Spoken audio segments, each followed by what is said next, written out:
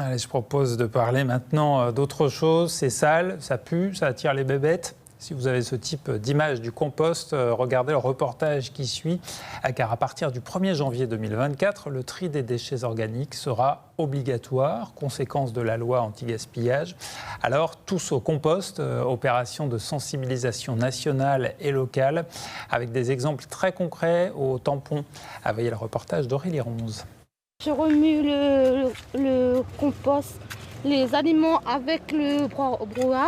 Des déchets organiques mélangés à des branches ou du carton réduit en petits morceaux. Voici la recette du compost. Ce restaurant du Tampon est le premier de l'île à avoir installé ses composteurs juste à côté de son établissement.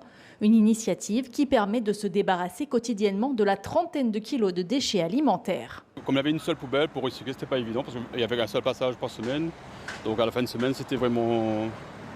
Il y avait beaucoup de nuisibles dans les poubelles, donc avec ça maintenant, le problème est résolu. Un exemple mis en avant à l'occasion de l'opération nationale Tous au compost.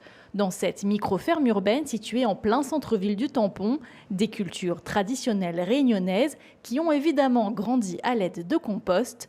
Une quinzaine de personnes sont venues en apprendre plus sur le sujet.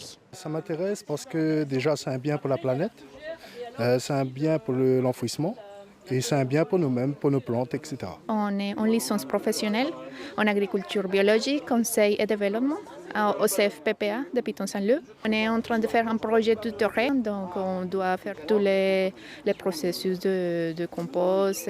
Faire du compost a également des conséquences non négligeables pour notre planète. Aujourd'hui, le compost est une solution pour lutter contre les réchauffements climatiques et une solution en plus qui est accessible à tous. Cette manière de nourrir le sol va vraiment séquestrer le carbone. En milieu tropical, on peut séquestrer 2 à 3 fois plus de carbone dans nos sols qu'en milieu tempéré. Dans le cadre de la loi contre le gaspillage, il sera obligatoire à partir du 1er janvier 2024 de trier ces déchets alimentaires.